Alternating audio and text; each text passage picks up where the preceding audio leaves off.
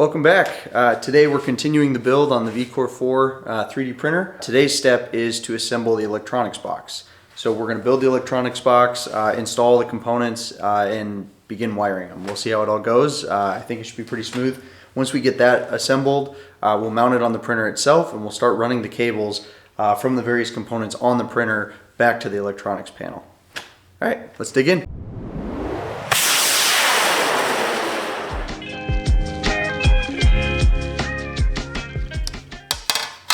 Okay, so the first step here is to assemble these little 3D printed parts that will hold the bottom and the sides together. So we're going to go ahead and run around and screw these to all the four corners, and then we'll start assembling the side panels.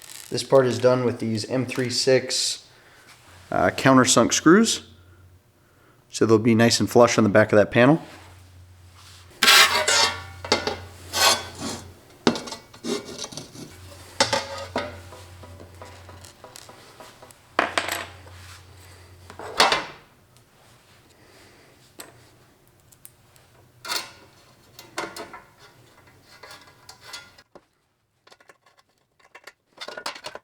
Easy to go. You can place. First one you hold, break down the door. These all four the same, so only one. The point still be on the side. As you can see, there's only one right side for this panel because all these holes are countersunk, so you'd know pretty quick if you were putting them on the wrong side. So now that we have that, the next step is to begin assembling the sides of the electronic enclosure. The first two sides are just the basic vent covers we're going to be putting on. Those go here. And I know that they go here just because of the hole orientation and the pattern that's in the manual. So we'll go ahead and install those. These don't use the countersunk screws, they use the button head screws.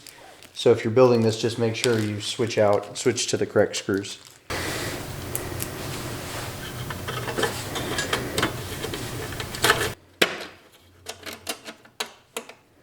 You might have to flex these just a little bit to get the holes to line up. Having to squeeze the sides together a little bit, the corners that is. So now that I got that, these bottom corners should go pretty easily.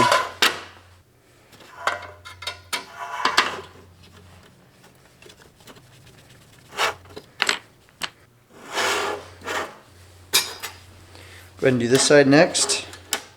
This enclosure is very light. Parts are all made out of aluminum, and obviously the 3D printed parts are plastic. These panels, they feel nice, but I noticed that one of them had a bend in it, and they bend very easily, so be careful. I tried to straighten it back out, and they just feel really soft. Okay, so there we have the first two sides of the panel. Now we're going to do these, and these ones are important mostly because of where the vent piece is in relation to the holes. This will be for the power plug and for the fuse, I believe. Okay, so this time we show it going this way. So these holes will be oriented up here, and this panel itself, this is where the one with the power plug is going to go. So we're going to install that right here really quick.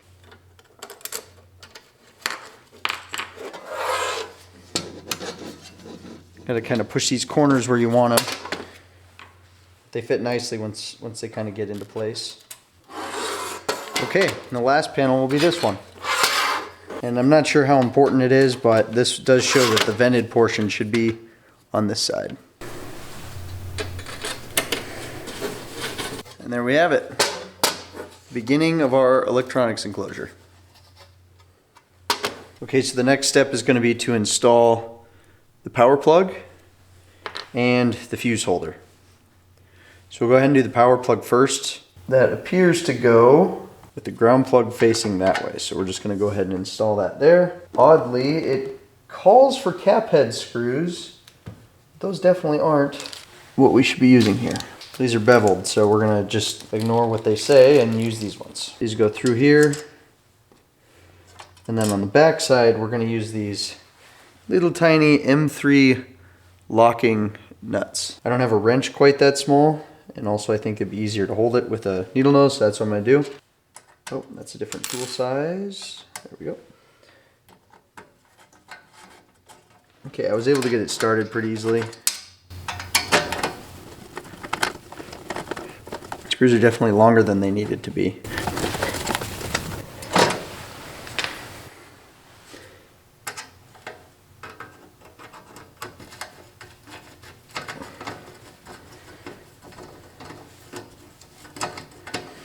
I wonder if this would be faster. Okay, so that is in place. So the next step is to install the fuse holder. And the fuse holder has this locking nut on the back, so we're going to take that off. Pull that out. Trying to decide if this should be on the front or the back.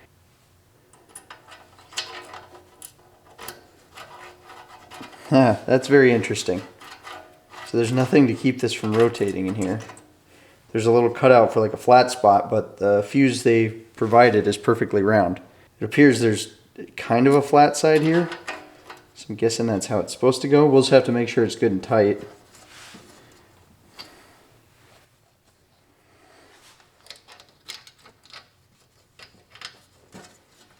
Go ahead and install that nut on the back side there.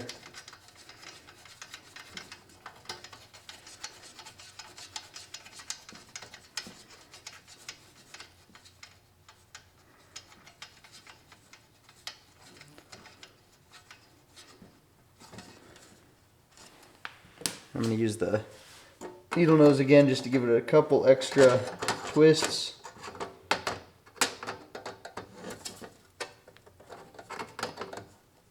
I really just don't want it spinning on me. It's going to be really hard to work with if it's spinning. And there you can see those from the back side. I wonder if now would be a good time to go ahead and put the fuse in.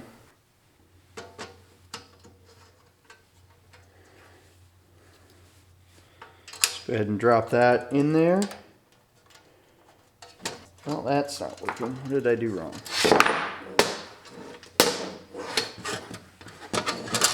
Looks like the intent is to install it in this back piece first. Okay, that actually fits pretty tight, so no wonder. So you're going to want to install it in the plug that goes in the back, and then install the plug. And that's got a spring on it that's pretty strong, so a little bit of pressure there, a little twist and lock, and it's in. So we'll move on to the next step.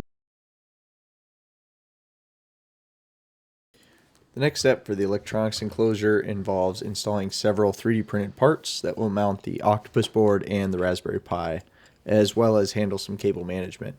And they require quite a few of the brass heatset inserts. Since I've installed a ton of these heatset inserts so far and have yet to actually show any of that work, I thought I would quickly show you my process for installing them. Also, I don't have a fancy heatset tip for my soldering iron, so I just use my normal one that I'd use for soldering. And for the most part it works fine, as you'll see. I find that placing all the inserts first and then going around and installing them works out well. Then, using the soldering iron, I apply a little pressure till the heat distributes and starts melting the insert, then gently push it in until it's flush with the surface of the part. And I can always adjust a little bit if it doesn't go in quite straight. But yeah, that's pretty much my process.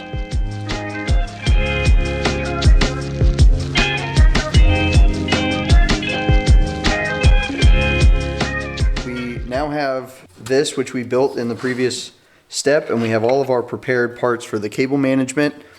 Okay, so I'm not really sure what's going on, but it seems like these screws might be a little long. So I'm going to see, this is a risk, but it is a 3D printed part. Yeah, I'm able to tighten them a little bit beyond what I would have done. And we took the slop out, so we should be okay. And so that means I could probably get away with putting a little more tension on these other ones than I have been.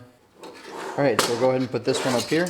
Problem with the 3D printed stuff is you're going by feel, because you don't want to strip anything out or pull the inserts out, and so there's kind of that sweet spot.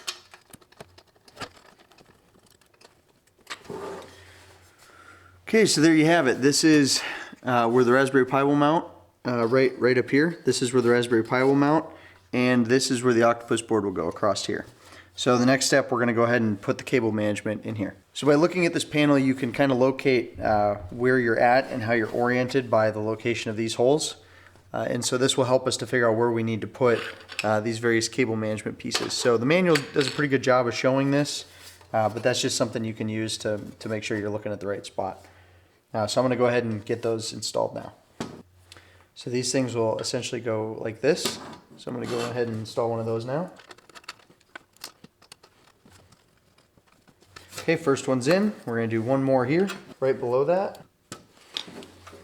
Okay, so we got two of those pieces in. At this point then, we sort of build a T, so it goes this way a little bit, and then in between here, and extends this way a little bit. So we'll start putting those in. This little shorter one's gonna go here. This one is gonna go here. Actually, I think it's gonna go like that. Yep, that's right. So this is coming along pretty well. Again, this is the part we installed earlier, these two pieces here for the Octopus control board, the Raspberry Pi board, and now we have some cable management. So this will help us route all the cables everywhere we need to, between the power supply, the control board, the Raspberry Pi. It's weird. It said I needed 4 of these. Now it's saying I need 5. Making me feel a little crazy over here. All right, but we have 5 of these. Those are gonna go over here. And now I just gotta figure out exactly where they go. I'm guessing these 3 here, and based on what this looks like, 1 here and 1 here. So we're gonna go ahead and do that. It does say to use the M36 screws again, so I guess we'll just go ahead and keep doing that. I think I can get them started with my fingers, maybe. They're definitely hard to hang on to. Okay, here's what we'll do. We'll put them all in, and then I'll tighten them up afterward with the pliers. Okay, so now I'm going to go around and just give each one a little extra tension. Don't want these coming out. Okay, so now you have it. Got these standoffs installed up here. Move on to the next step. So for the time being, we're going to set this thing aside. And we're going to prepare the top panel where the fan will mount. Okay, so the way this one wants to be assembled, although it doesn't say where it wants the cable to go, so we're just going to kind of install it. Maybe this side would be more or less out of the way. Let's see, how's that going to fit in there? Yeah, I don't know that that's going to matter, but maybe I'm going to put it in the center so it can reach any place it needs to reach. So I'll put the grill on top. We're going to run these little self-tapping screws through. Yep, everything wants to rotate. The first 2 are going to be pain. After that, they're going to be real easy.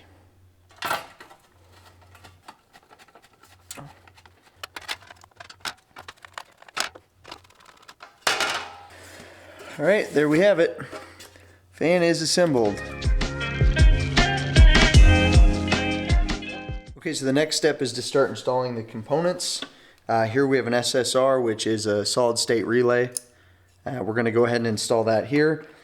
I'm just gonna take an educated guess and assume that the load side, so coming in from the wall, will go towards the wall plug as opposed to going towards the cable management. So we're gonna go ahead and install that real quick. That gets installed with a M3 or M412 countersunk screw, so we'll put that in through the back. We'll get a nut started on one so that I can sort of slide this in and tighten it just enough to hold this on, and then we'll go ahead and put the other one on. So I'll do that now. Should be able to get this started with my fingers, but I actually have a socket for the rest of it. Okay, so we tighten that just a little bit. Slide this down here. Drop the socket. Oh, that's not going to work worth a damn.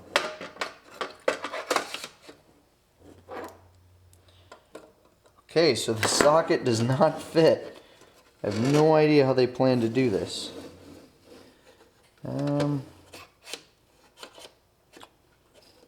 That's a good question.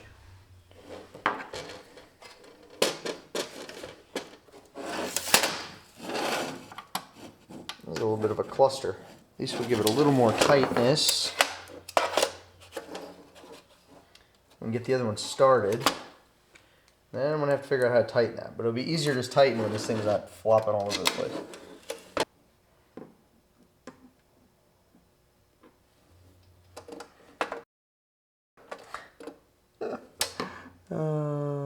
Nothing fits. How the hell was this supposed to work? So I'm gonna use the tweezers just to get it started.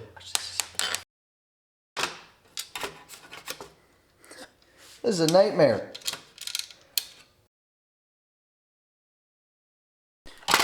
Okay, so putting this piece in here, that's about enough to make anyone crazy. So I don't know what they intended to use to tighten this, but I did not have a tool to do it. So I did get it off camera, unfortunately. I forgot to turn the camera back on, but I used an actual, like a hex driver for, I guess, everything I have is American, so it's not metric. It didn't work super well. I kind of forced it on there to get it started. I actually found that on one of the comments on their page. It's a good idea, so I gave that a shot, but I couldn't quite get it tightened all the way, so then once I got it started, I ended up wedging a flathead screwdriver in between one side and kind of forcing that nut so it couldn't turn, and then I tightened it from the back with the Allen wrench. This is not a great solution for this. So hopefully they come up with something a little bit better for future versions, because that was a pain, and I'm guessing a lot of people don't have the right tools to do that. Okay, moving on. So the next step is actually to mount our octopus board. So we're gonna go ahead and do that. So the manual recommends actually assembling it before you install it in here. I don't know why I can't do that after the fact. I still plan on doing some programming and other stuff after. I didn't flash this board to start with. So my plan is to kind of get everything in here, power it up, and then flash this board and flash the Raspberry Pi at the same time. And I'm not sure if I'm doing a video on that quite yet, but I guess we'll see. So anyway, for right now, this board's gonna go here. So I'm gonna go ahead and install that. This gets installed with these M38 button head screws. Been using those quite a bit. Same ones we use to mount the panels on the enclosure itself.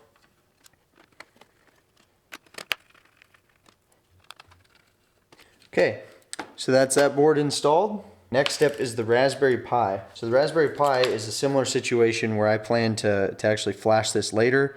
The way that they have it installed here, I think I can get access to that SD card that sits in the back here. So if any of you've used these, you already know this, so you could probably just skip ahead. But basically, at least the way I've done this in the past, is you build up the Raspberry OS on an SD card, and that gets inserted here. And so this whole device runs right off of that. It's pretty neat. So anyway, we're gonna just put this here. I can do that offline, add it here later. It'd be easy enough to update and do that all after the fact. So we're just gonna go ahead and set this here. Now this is one different component in terms of the screw sizes. So for whatever reason, these are 2.5 millimeter screws instead of the 3 mil. These inserts here also are a little bit smaller. So just make sure you put the right inserts there and don't try to force a 3 millimeter screw. So I have those screws right here. Fortunately, they use the same Allen wrench to install.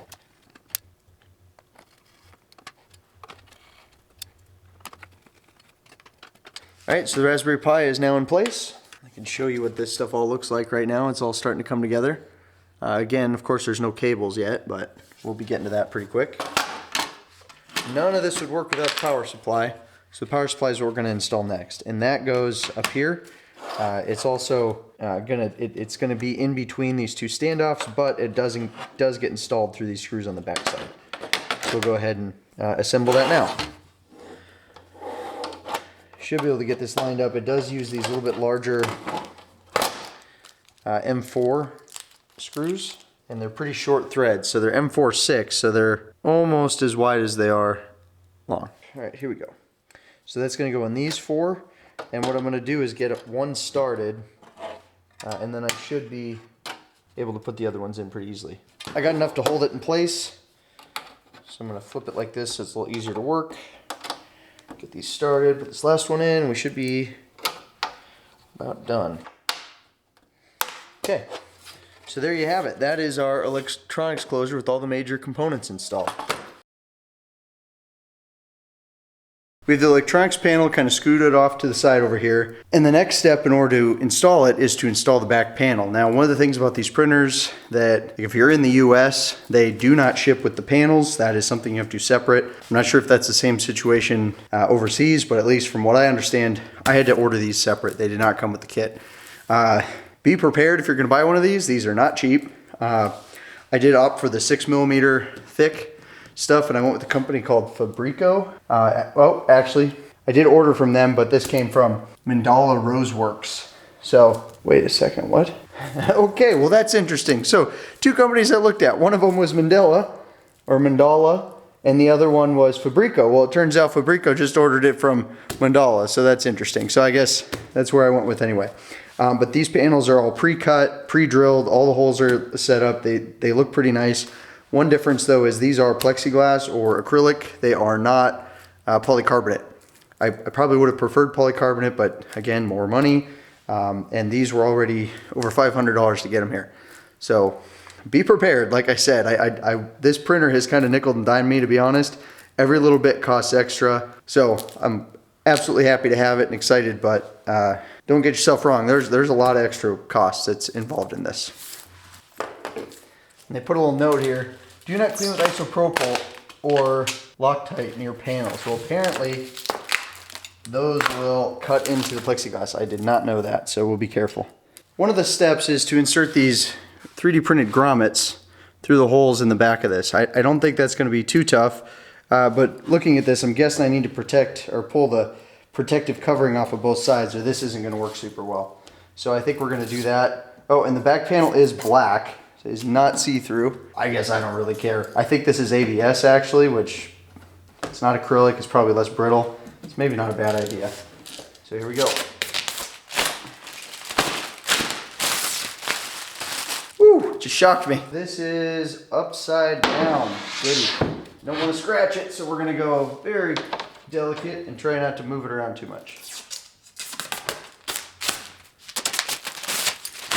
I at least have these where they need to go, so we're gonna go ahead and pop these in. I don't think these plastic edges are probably terribly sharp. Okay, so they really feel like they're jumping around on these instructions a lot. But one of the next things to do is to put this foam sealing material on the back of the frame to sort of create isolation, I guess, between the panel and the frame. There's a bunch of this right at the beginning, so we're going to use this. And I didn't realize, but yeah, so one side doesn't have any sticky on it, so it's not the double-sided 3M stuff, it's single-sided. So that should be good.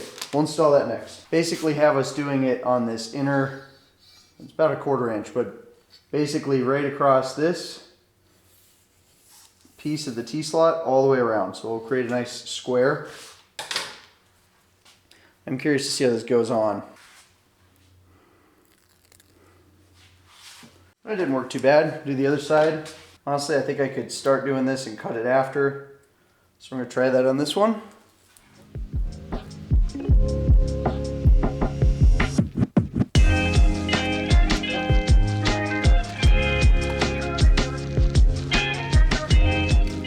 Well, it's not going to be airtight. It's going to be pretty darn close. I get that that's pretty hard to see here. We just installed this felt material here, or foam I should say. We just installed this foam material here. It goes all the way around, all the way down here, circles around and goes here. And you can see it's just on this inner piece here. I've done this a bunch of times at this point, but we're going to prepare this by putting in all of the screws and the T-nuts. And I'm getting a little concerned that this might be a little short because this is pretty thick material, but we're gonna go with it anyway. I think it'll work. To make matters worse, I have to add a washer. I'm just gonna pour all that stuff over here and just start assembling this. You can't see under the table, I'm just putting a couple twists on each one of these just so the nut stays in place. We're gonna go ahead and do this all the way around. I realized I did one thing wrong. I was supposed to put these in first and then put the grommets in. So we're just gonna pop those grommets out and put them in from the other side, which is where they're supposed to go. Oh, you know what that means though? It means I just put all these in backwards. Okay, we'll be back.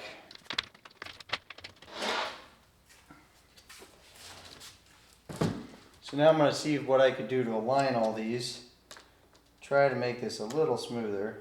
This might be not really very worthwhile because they're probably going to spin as soon as I try to put them into place. So quick tip about this back panel installation. If you are using the 6mm thick material like I have here, the screws that come with the original kit might be a little too short. And to make matters worse, the back panel that I used is also black, so you can't see through it, which means aligning the T-nuts can be a little tricky. So try to position them carefully. That's what I'm trying to do here. But one of the problems is if those screws are too short, the T-nut won't insert quite deep enough, so when you start to tighten it, it might not swing into place. And I ran into some issues with that, but I eventually just decided to ditch those washers. That gave me enough extra length to make it work. I will say one thing that's not obvious by watching the video. It took me a little while to come to that conclusion. I did fight this for a little bit. I was able to, if I backed out the screw all the way to the edge of that T-slot or that T-nut, then I could insert it, get it to turn and tighten.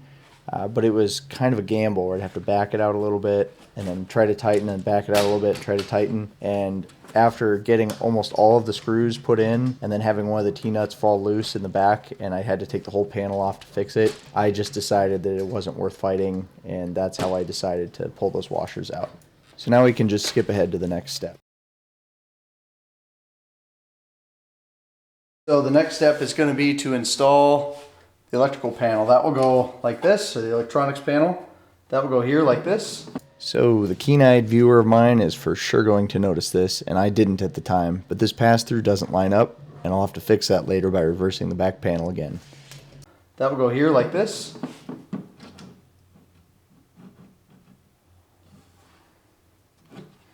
What I'm struggling to understand is why we wouldn't have installed these from this side.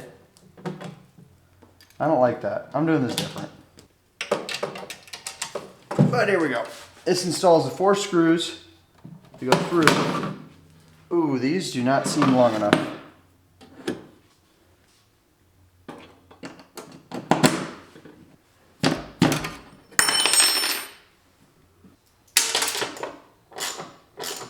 At this point, I was just getting tired of screws being too short for this back panel. So I ended up just installing this enclosure with some 1/4-inch nuts and bolts that I already had. They work just fine too. I'm still using them today. It's really a pretty simple mounting, so it doesn't really matter what you use if you don't have the right length screws to start with.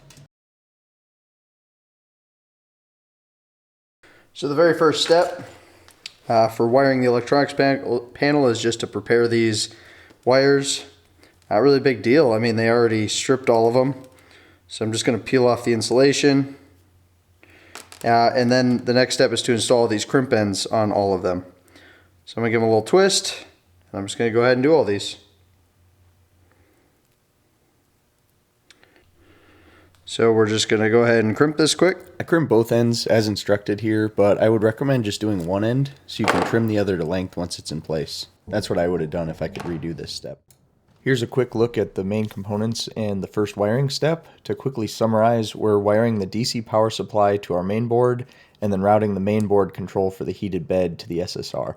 The Raspberry Pi gets its power from the Octopus board's 5-volt supply a little bit later. Here I'm starting to run the positive and negative wires. I'm running them one pair at a time. The Octopus mainboard has multiple inputs coming from the DC power supply, so you can see here in this schematic that it breaks them between motor power, board power, and bed power, and we'll be wiring all those up as well as the bed output power. Next, here's an example of how everything will be wired in on an Octopus board. It's a little different for our setup though. With power inputs all wired, the next step is to wire the bed power out coming off the Octopus board to the SSR. It will eventually be wired to power the bed directly off the AC input power.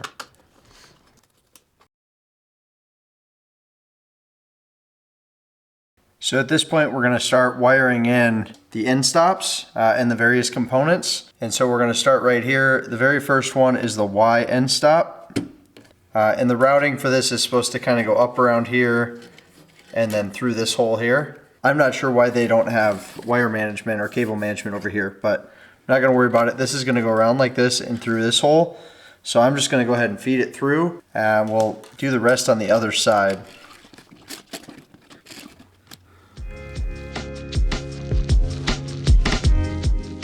So one interesting thing is that the manual has us running all these cables one at a time, tying them all in. I think what makes the most sense is run all of them up get them where they need to go.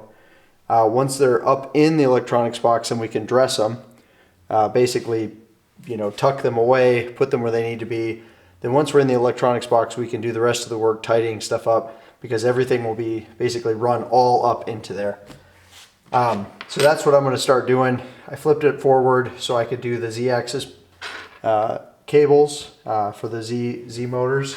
And so we're going to run these. And once I get this all cleaned up down here, I shouldn't have to flip it over at all anymore. That should be it. And so I'm going to go ahead and do that now.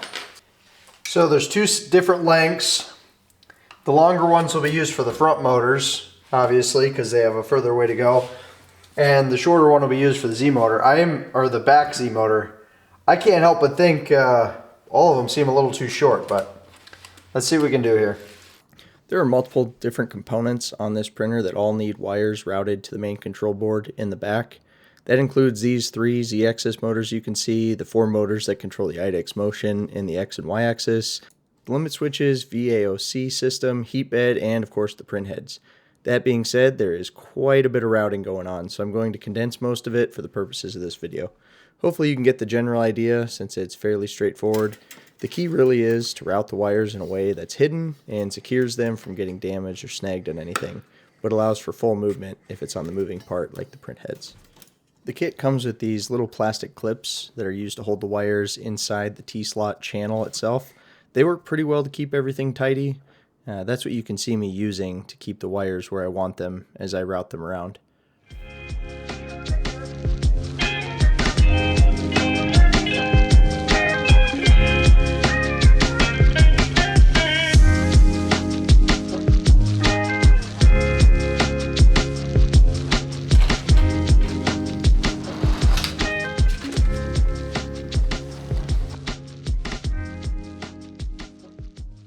Okay, so one of the things the manual doesn't say anything about is this piano wire.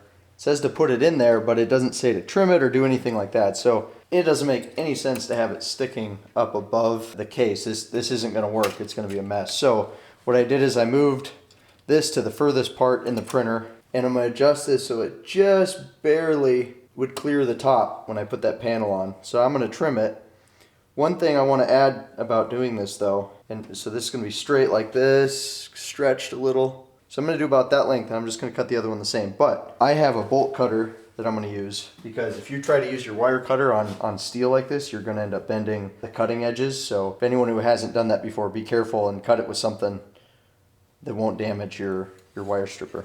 So we're just going to go ahead and cut that, reinstall it. I want to make sure I got the length right. I'll pull it out, and yeah, I think that's about perfect. Okay, so since I got that exactly where I want it, I'm going to pull the other one out, and I'm going to match these. Careful not to poke yourself, and maybe safety glasses wouldn't be the worst idea.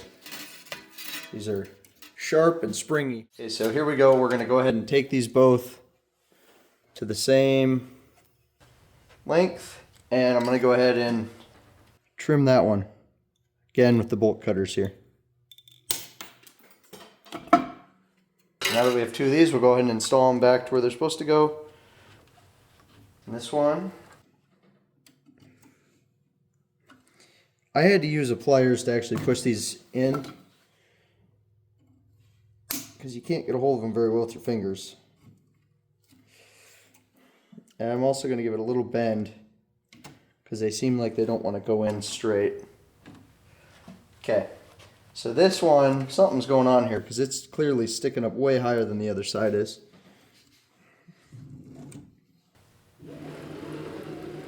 Okay, so now I'm realizing we might have a little bit of an issue. And you see this, that's still going to come up above.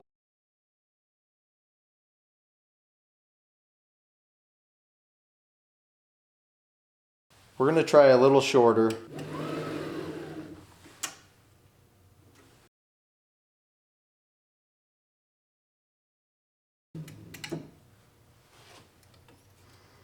Kind of nervous about doing this. Might stick with these for now. I'm afraid to cut it too short, so I think I'm going to go with this for now.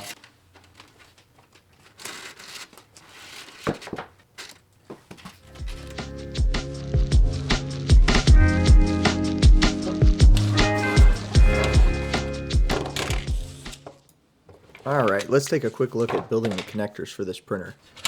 First thing is stripping the wire. This is one of the wire strippers I use. It's sort of a universal type. When this one works, it works great, but it struggles with some types of insulation. Next up, you have sort of your standard wire stripper. Not really sure what to call these, but they're pretty reliable. You just need to make sure that you have one that's intended for your gauge of wire. So this one here is for pretty small wire. Works perfect for this. Since this is stranded wire, I always give it a couple good twists to make sure it doesn't fray. That way you don't end up with any strands sticking out that could cause a short later. Alright. I'm sure all of you have stripped wire before. But the one thing I would bet that not everyone's had a chance to do is use one of these crimpers. They crimp these tiny JST style crimp terminals. They come on these little reels and you just kind of bend them until they break and fall off and often jump out of your hands. They're pretty tiny and they're pretty hard to work with, honestly. They kind of suck. They are pretty hard to work with because of how small they are, and this printer requires a lot of them. I tried a bunch of different ways to make this process easier with these little crimpers, either trying to put them in the crimper first, then inserting the wire, or slightly squishing the terminal on the wire to hold it into place and then crimping it. And I was going to try and show you the best way that I could come up with. But no matter what I did with these blue crimpers, I got to where I just didn't trust the connection. I kept getting failed crimps, either they would break right away or later as I was plugging the connector in. And I started thinking back that I had had a lot of issues with them in the past with another printer I worked on. So I just got to the point where I couldn't trust them anymore. Not to mention they are just a complete headache to use. So after an online search, I found a comment that said, try a pair of engineering pliers and you'll have a much better time. After a little research to figure out what engineering pliers even were, and a short video demonstrating how they worked that made what I was struggling with look easy, I immediately impulse ordered both available sizes, and I am glad I did. These are engineer pliers. They work by a similar principle as the other crimpers, but instead of crimping the part of the connector for the bare wire and the strain relief on the insulator at the same time, you're able to crimp each separately, and surprisingly, that makes it so much easier. With these, it's much easier to place the terminal in the tool, then just insert the wire and give it a squeeze. It takes 2 crimps to finish a connector with this tool, so the first one made the electrical connection and crimped the bare wire, and this next crimp will crimp around the insulator to provide some strain relief to the connector. So here is that first crimp, and you can see that the 2 wings of the terminal bent perfectly into the wire without breaking any of the strands. Then we'll do the final crimp to finish the connector.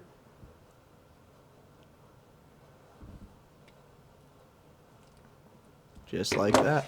So here is your finished connector. You can see the parts we were just talking about. And that might have seemed like a process, but it was much easier, and I trust this connection a lot more. I wanted to show you this because these engineer pliers have really made my life easier finishing this printer, and I wish I would have had them to start. Anyway, back to the build.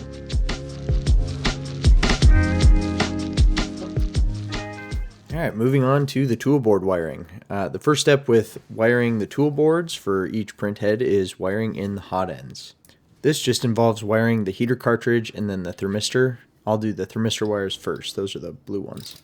Here I'm trying to find the right length. Then I'll cut the end off, strip the wire, and crimp on new terminals. This is actually part of what led me to ordering the new crimpers. As you're about to see in a second, not only are these ones difficult to work with in general, they're really hard to use with short wires in situations like this. The wire breaks on me and I end up having to do it twice. I used some choice words there. I was getting pretty frustrated at this point. Back to the drawing board. Alright, let's try that again. This is what was supposed to happen the first time with the thermistor connector. Next I install the heater cartridge wires. Those get installed in the green screw terminals you see in the bottom of the toolboard. Unfortunately, I was out of patience at this point, and installing these in the current orientation would have been a pain. So I just unscrewed the toolboard first and installed the wires after. Now installing those wires is way easier. So I get them installed and tighten up the screw terminals, then go ahead and reinstall the board.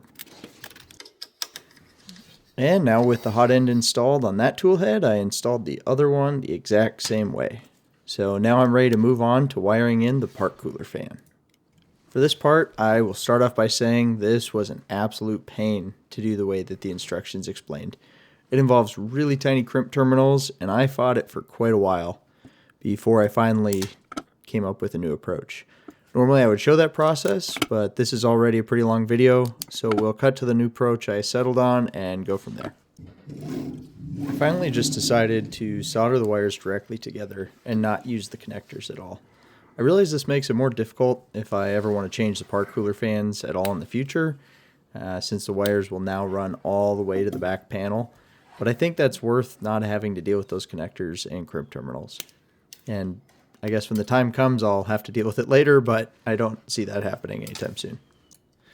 So to make it work without the connectors, I just stripped all the fan wires that I needed, so all but the white wire.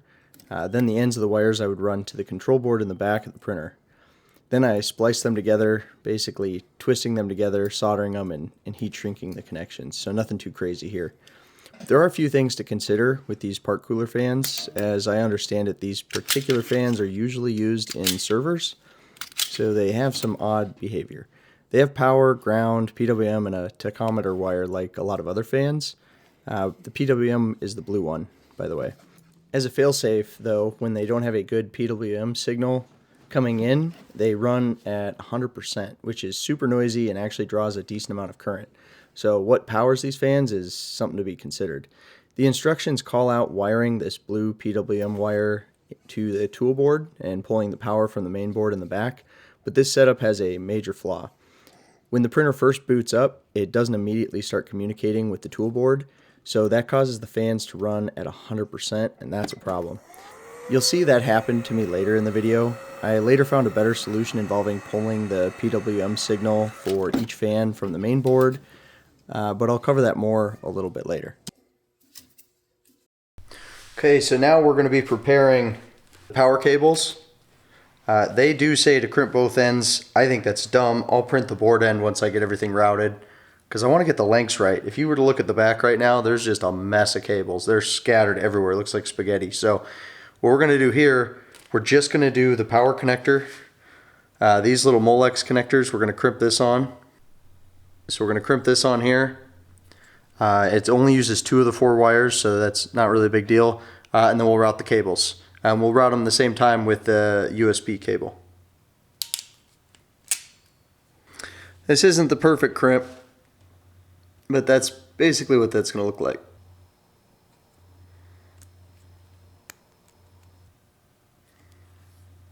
There's one ready to go.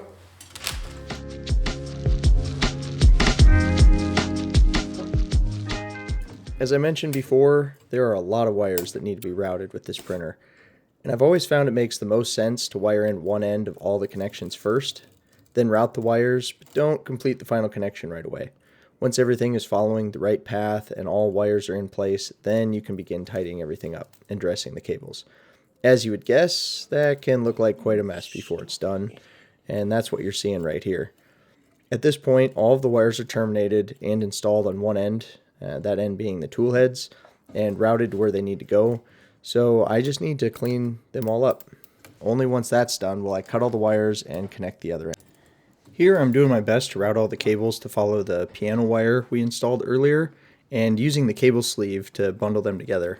So this particular sleeve is split along the length, which makes it way easier than if I had to feed every wire through one end out to the other. As you can see, this process quickly takes what appeared to be a tangled mess of wires and cleans it up really nicely. As I get closer to the back panel, I have to work the extra lengths of wire through the back hole. I found it was easier to remove the umbilical support to get those routed through and kind of keep installing those sleeves and try to get them tidied up. Once I get close though, that holds everything in place and it's nice and clean.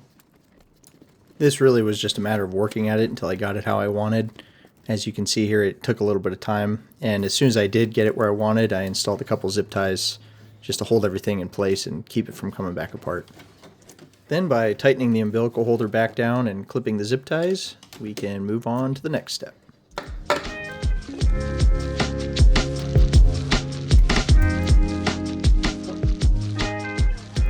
You need to point out at this point that this is the only part of the wiring so far that can be genuinely dangerous if you don't know what you're doing. If you're not 100% confident and fully understand the risks of working with 110 volts AC, please treat what I'm showing you as informational only. That being said, I'm the last person that will ever tell you that only professionals are capable of this or any other kind of work. But it's critical to approach dangerous things like electricity in this case carefully and with respect for its dangers, and never tackle something like this if you don't understand what you're doing. Now that that's out of the way, let's jump into it. This is the wiring diagram we're going to follow. The yellow in this case is the ground, blue is neutral, and brown is the hot wire or load. I'll start by running the ground wire. I've already installed the terminal, so I'll attach it to the power receptacle, then run it where I think it will go so I can cut it to the right length. I'll put the terminal on and install it here in a bit. Next, I'll get the proper length for the neutral wire to the power supply. It looks like it's about a perfect fit, so I'll just install the terminals and install it. The power supply side gets installed exactly the same way we did the 12 volt output side before. Next, we'll route the first load wire from the fuse to the power input. And then the other load wire will go from the other side of the fuse to the load terminal of the power supply. Next, I'll finish preparing the first ground wire by crimping on a new terminal where we previously stripped the wire. I'm not quite ready at this point to install it on the power supply because we also will need to install the print bed ground. Speaking of the print bed, its heater gets powered off of the AC input directly, and the SSR we installed before acts as the switch for it. So we'll run a new hot wire to one side of the SSR. The other will go directly to the print bed. Here I'm preparing the ground wire that will be the wire that supports the heated bed. And I'll have to double up the connections here, so I was trying to make sure I could get it to fit. Then I put a termination on it, tie it in, and at this point it's not actually attached to the bed yet, so it's just kind of a loose wire. And so I'm going to take that and I'm going to route it back through the front over to the bed. And so at that point I'll have all the wires out where I need them. Now I can route this wire out to the front. I'm just feeding it through where it makes the most sense. And then with everything out there, we're ready to move on to preparing the bed itself. So I think the first step in adhering any two things together is just make sure you have no fingerprints, oils, anything like that. So I'm using some acetone here to clean up the back of the heated bed. I think this one is especially important just because this is going to get pretty hot, and so I definitely don't want it to delaminate itself. So with a little bit of acetone cleaning, I'm able to kind of test fit it. I ran around the outside a few times with a tape measure just to make sure that it was centered. Then once I got it where I wanted it, I made a quick mark around the edges of the pad so I could easily realign it and keep it aligned once I started to stick it to the aluminum. Now I'm ready to attach the heat pad. I removed the backing and delicately tried to align the back edge to my marked line. Once I get one side where I want it, it's just a matter of laying it down gently to avoid creating any air pockets. I can then just focus on pressing it firmly down everywhere to make sure it's fully secured to the plate, and it's good to go. Flipping everything over, I jumped right into installing the magnetic pad and print surface to the top of the aluminum plate. This is the same basic process as with the heated pad, starting with cleaning the surface, then aligning the metal pad, marking the edges, and then finally sticking it down. For this though, I chose to remove the paper covering the adhesive a little at a time while sort of holding the pad in place, and this seemed to work pretty well. Finally, just wiping off any dust that might have ended up on top of the magnetic surface. I learned later while using the printer just how important it is to not let anything get between the printer surface and the magnetic pad, since it gets smushed into the surface pretty good and is really hard to remove later. The final thing left to prepare before installing the build plate back on the printer is the ground wire. It gets another crimp terminal and is fastened with a screw to the aluminum plate. Once that's done, we can reattach the build plate to the printer.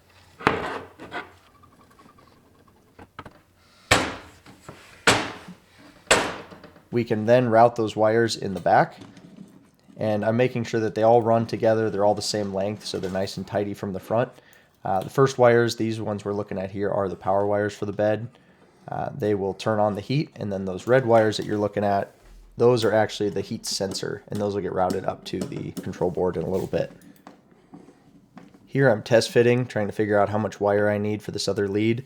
So one end goes to the SSR, because that's our switched lead. and the other one will go to the neutral line, and we're just using the terminal on the power supply here to bundle those together, but it's getting connected directly to the neutral is how you can look at this. So now that we have that done, we're done with the power supply, and I can start tightening up these cables and routing them nicely. I did route them around these bolts, just try to keep a little bit extra wire in case I need it down the road, but also that should protect it from getting pulled out from the other side. Not that that's really likely. Here I'm just routing that sensor wire and doing a little bit of tightening up before we put the cover on. This corner is where all the line voltage comes in, so it's probably the most dangerous part. It's not that dangerous if you're careful, but putting this cover on prevents any accidental touching of any of those wires. So knock that out, put that cover on, and now we can move on to doing some other work. I realized later down the road that I hadn't fully assembled the Raspberry Pi. So it gets this, I think they call it a Pi hat, but they come in all kinds of different configurations. But in this case, it's an expansion for the USB ports. So assemble that pretty quickly with some screws and some standoffs or spacers, I guess you'd call them. That goes on pretty easy, although I did have to use a needle nose to put them in. That made it work a lot smoother. So with all those put into place, the Raspberry Pi is essentially ready to go. There's one extra piece, though, that needs to go that actually bundles the USB ports together. That's this little piece here. And that just bridges from one of the ports on the Pi up to the ones up above. These small wires here are actually what supply power to the Raspberry Pi. So we're going through these sort of auxiliary input lines. I'm zip tying them in place. I really don't want them to get pulled out, but they run up to the Octopus board up above.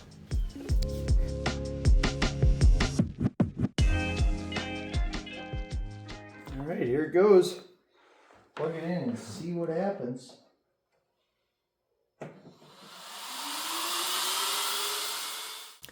Alright, so what you just heard there was the part cooling fans spooling up to 100%. This is what I was talking about earlier in the toolboard wiring section. And like I started to say earlier, this is caused by routing the PWM signal directly to the toolboard. There were references to another solution at the time I built the printer, however they only accounted for a single tool head with a single part cooling fan. So following that mod would result in both fans essentially being tied together, and that just wouldn't work. Now I eventually did find a solution that I'm very happy with, and it fixed the issue of the fans starting at 100%, as well as gave me full control of each fan independently. What I eventually came up with is a relatively simple solution when it's all said and done, but the explanation and discussion to make sure it's done correctly warrants its own video.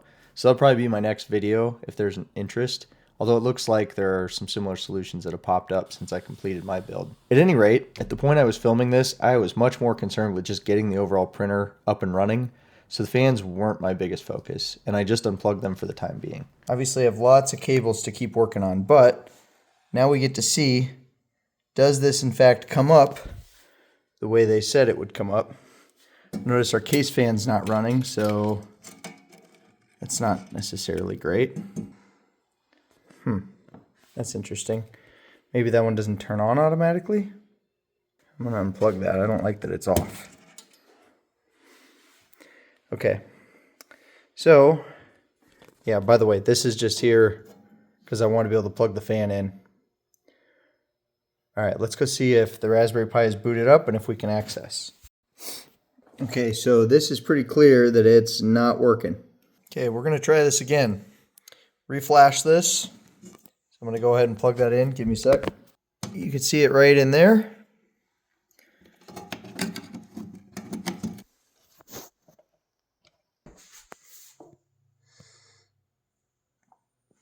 Also pulled all the motor drivers out. Seemed like that was something they recommended, and I guess I got a little gun shy, so pulled those out. So now when this boots, assuming everything works, you see a little green light flashing there. I think we need to give it a little bit longer this time. Last time, the reason I was so quick to give up was because it said it failed when it went to flash. We'll give it a couple seconds. We'll come back. Okay, there it is. We are going to connect to this. Move on to the next step. Oh, it's asked for a password. I wasn't seeing this coming. All right, so this is actually going to walk me through doing this. This seems pretty straightforward, actually.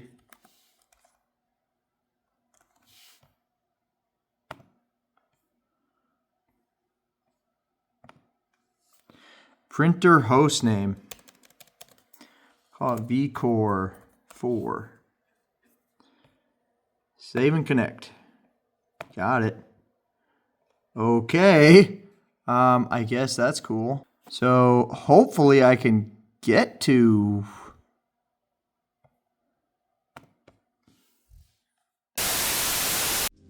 Alright everyone, there you have it. The printer's wired and fires up. There's obviously more to go, but I'm going to leave you with this for now.